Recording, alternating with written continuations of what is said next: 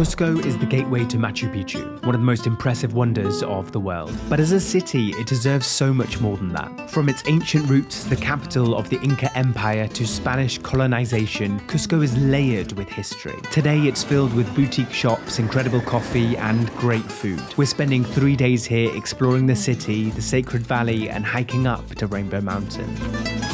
We have landed in Cusco, and we did this thing that we always do where we think night buses are a good idea, and they are because they save time, travel in the night time, and also you save a night of accommodation. And we arrived at 5 o'clock in the morning, and our hostel is like, oh, you can't check in until 2. The first stop is always coffee, and today we're at Organica Bakery. Looks like this flame is boiling the water. The water goes up and mixes with the filter coffee inside here. It tastes like a roughly made French press, doesn't it? The siphon is more looks than taste. Cusco really does feel ancient. The air is thinner, you're walking on Inca stone through cobbled streets and colonial squares, and then in the corner there's a Starbucks. So we are going to do a little walking tour of the centre of Cusco, one of our favourite things to do when we turn up to a new city. We've got nothing else to do because we don't have a room yet. Like if you wanted to buy something alpaca related, like an alpaca shawl or socks or shirt, this is definitely the place for it. There are so many alpaca shops here. And I really love the architecture and like the overhanging balconies and the wood and things like that. It's way more developed than Bolivia, where we just came from, and really pretty city actually. In the main square stands Pisac, the most important ruler of the Incas, who transformed Cusco into the capital of the Inca world, and he faces the old heart of the city. After being the capital of the Inca Empire, Cusco was conquered by the Spanish, who built their colonial city directly on top of the original Inca foundations, leaving 2 civilizations layered into one. And you can still see that layering today in the stones beneath your feet.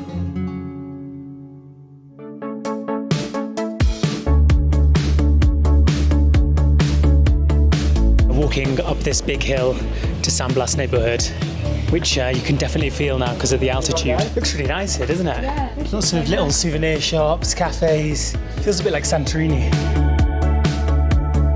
So in Cusco, we're told, there's 3,500 different types of potato. And when you make fries with the native potatoes, they are so tasty. And the local specialty, guinea pig. We dipped into a local restaurant to try chicha morada. This drink is everywhere in Peru. A sweet, non-alcoholic drink made from purple corn, pineapple, cinnamon, and cloves. Dating back to the Inca times, it's a must try.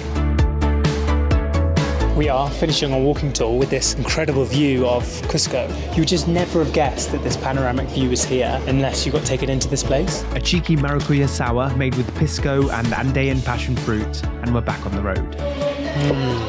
That is delicious. That's really good. San Blas is the hilly, artsy part of Cusco, and we headed through its steep streets to the San Blas market. The market is lined with juice sellers, all blending up the freshest local fruit, passion fruit, mango, and custard apple, all in one cup. Delicioso.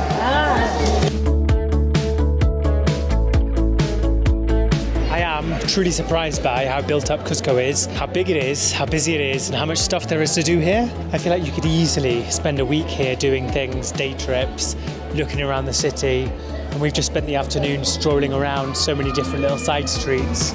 It is evening time in Cusco, and the city is absolutely buzzing. There's more people out here in the nighttime than there was in the daytime. You can see the lights of the houses on the hills, kind of like stars twinkling above the city. It looks really cool, actually. So we've come for dinner, come to Chacruna, Native Burgers. We were recommended to come here when we went on the walking tour. So this is the place we've come to after our midday nap. Famous for their alpaca burger. Yes, that cute fluffy thing that you like to pet is now going to be in a burger. I'm vegetarian, so I went for the quinoa burger, and they love quinoa in Peru. That's really nice. It doesn't really taste too different from a normal burger. I don't know if I would have had it separately, I might have noticed it.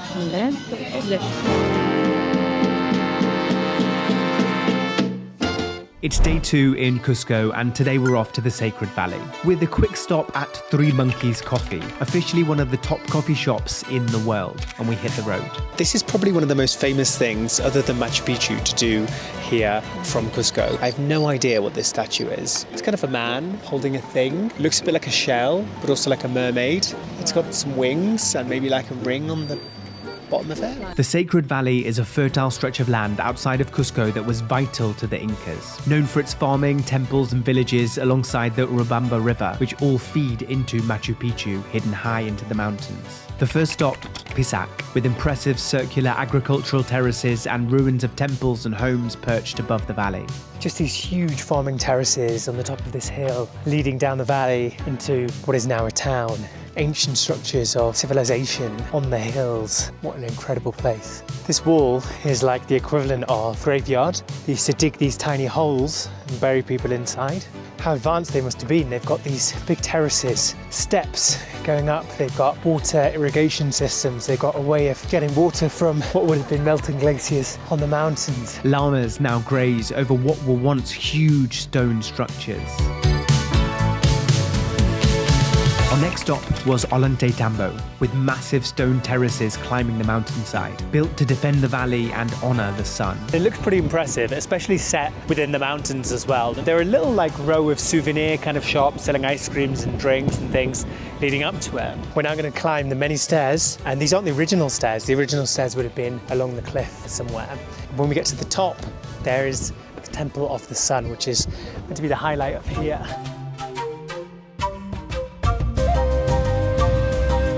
I just can't believe that there were this many of these giant structures all over Peru. I think that's one of the big mysteries. How did they get these massive rocks that make up some of these walls? How did they get them up here without technology? These are easily double my size. On the way, the car stopped at a guinea pig farm where guinea pigs are bred before being sold to restaurants. This truly is a harrowing sight. You hungry for one of these? Not at all. They look too cute. Our final stop was Chinchero, a traditional Andean village known for its weaving traditions and Inca terraces later built over by the Spanish. You can clearly see the rocky Inca foundation at the base and the white colonial buildings sitting on top. As well as that, over the years, we're told that local people came here, took the rocks from the Inca foundations and used them to build their own houses. And it was only 50 or 60 years ago that actually the government stopped people from living on this sacred site.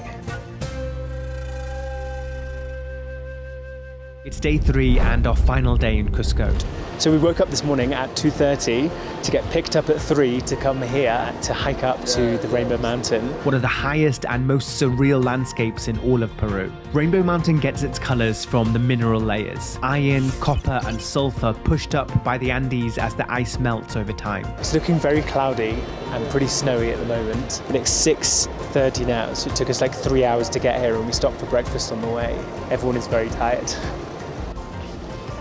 You ready for a snowy hike? Let's do it, baby. Our guide mapped out the route using a stick in the mud, and we're starting at Pulawasibata. I've definitely massacred the name of that at 4,600 meters above sea level. Haku! We're starting the hike. You can definitely feel the altitude already. But there's a contingency where apparently when the sun comes out, it should melt the snow. If it looks snowy from one of the viewpoints, we're going to go to the Red Valley first and then come back for the Rainbow Mountain. We purposely saved this for the end of our Cusco trip, so we've acclimatized for a few days in the city.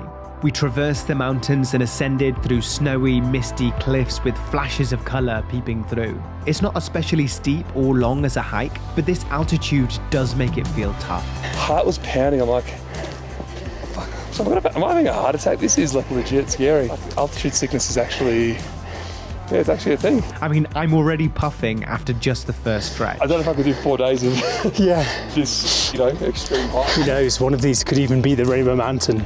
We would have no idea of knowing, because it's covered in snow.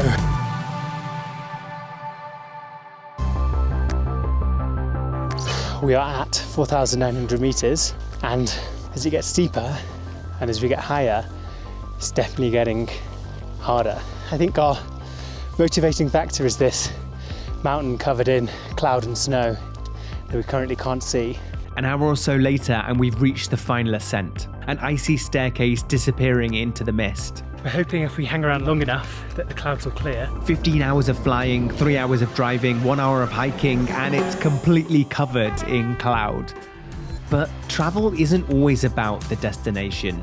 If you really squint, you can imagine that there's some colours in this mountain behind me. We're going to stick around for a little bit and see if the clouds clear.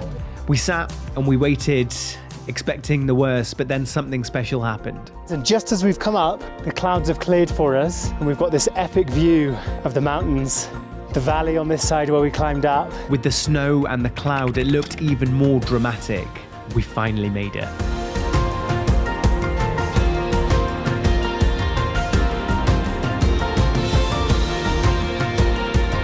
What I think is amazing about this is that it's not just this mountain, it's like colours are everywhere, and this mountain looks really cool.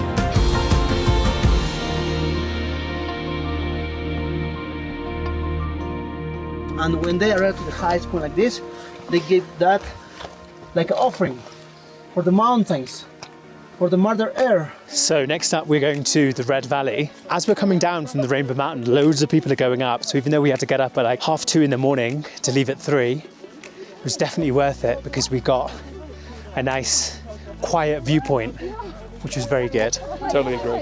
We crossed the mountains to the valley, and the vast red mountains stretch out into the distance.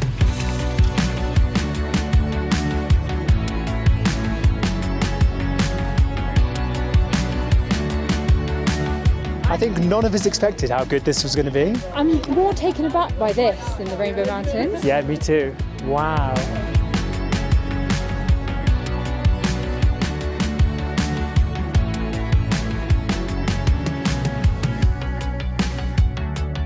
After 3 days of walking ancient streets and eating local treats, Cusco really is an incredible stop, and so much more than just the route to Machu Picchu. But it would be rude to come all this way and not to visit. So next up, we're hiking both the Salcantay Trek and the Inca Trail to one of the most impressive sites in the world. Subscribe to come with us.